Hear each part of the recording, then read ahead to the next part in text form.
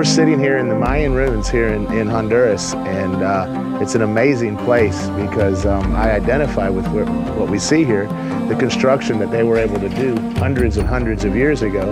And you know, me being in construction, I could really appreciate the workmanship and what they've done. It's phenomenal, the techniques and the way they did things that actually are not a whole lot different from the way we do things today.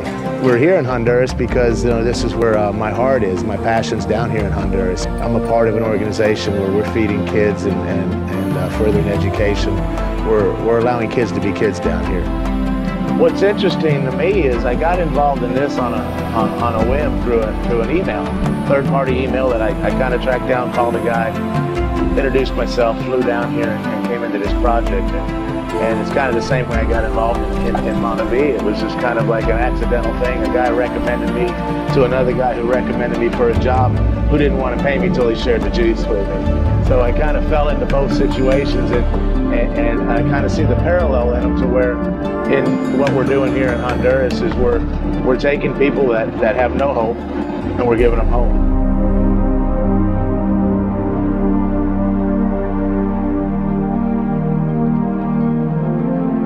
Right now we're in Hapon. This is a little community that was founded after the hurricane. Hurricane Mitch came through here about 10 years ago. We built a dormitory to house street kids that were living on the streets.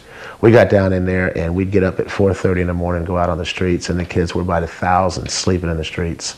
We've built 20 homes down there for people that were living on the dirt with a tarp over their heads, you know. We've put in a water purification system to where everybody in that community can come get clean water. Well, where we're sitting in is the little public school here in Hapon, and they only had 2 or 3 classrooms to begin with, and through some donors and through the help of actually, you know, being able to help bless the community down here, being blessed myself, we've been able to put together some money and build some more classrooms and provide these kids with a future, with an education.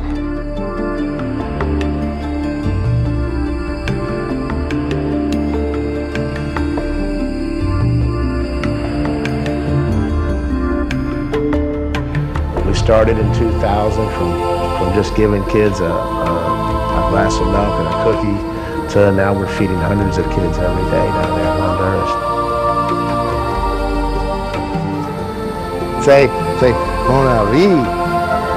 Yeah! The benefits of this business, what it's done for me is tremendous, you know. Personally, it's like the freedom to just go and do things that you kind of always would like to do and you never really had the time or the resources to do, you know.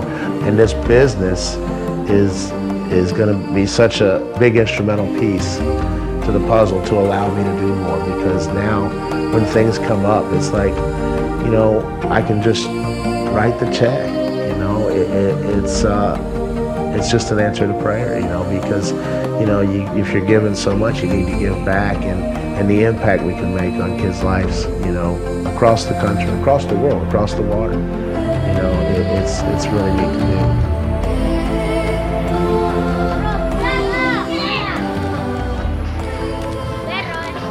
Roxana! How are you? This is my friend, obviously you can tell, Roxana. We've really seen a transformation in her life from a little girl that was just distraught and hungry and starving and didn't have anything, and she's pretty happy now, huh?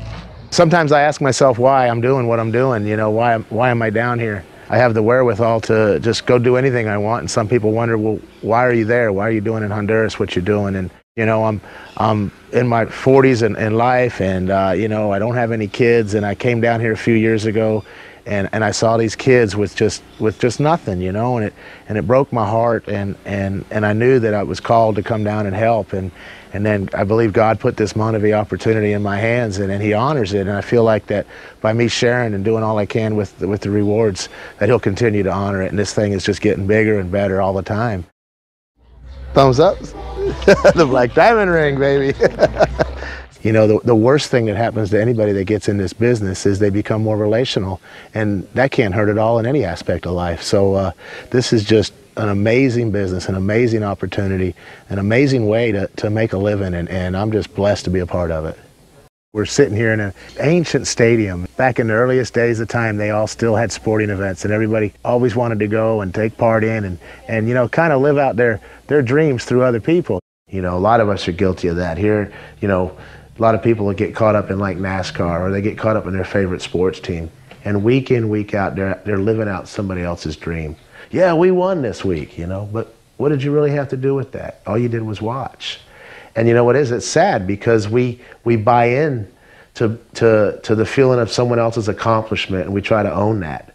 And it just doesn't last. That's why we can't wait for the next game or the next race on TV or the next whatever. You can fill in the blank. What's awesome about this business of Montevideo, that it can restore your dreams and allow you to achieve your own success, your own dreams, and it's more fulfilling than anything anyone else can do for you. You can kind of see why you could fall in love with the children down here, knowing that it doesn't take a lot to change a life and help them out. When you're in America, you take a lot for granted, whereas here, you know, kids don't have water, clean water. They don't have shoes. They don't have clothes. A lot of them don't even have food. And the opportunity to come down here and to be able to provide that and make a difference in these kids' lives, so they can be kids. They can play soccer. They can dance in the streets. They can just have fun. And you know, it's a right that I think all kids should have. And the Montevideo opportunity has given me, you know, so many more resources and things at my fingertips. You know, I'm getting contacts and meeting with people and being able to network in the Montevideo business with people that have the same passion that I have, and it's just been tremendous. Doors have opened through the opportunity, and being a black diamond in Montevideo is just, you know, opened so many doors and just set me free to be able to be a bigger part in all of this. And it's an amazing, amazing thing, this Montevideo business.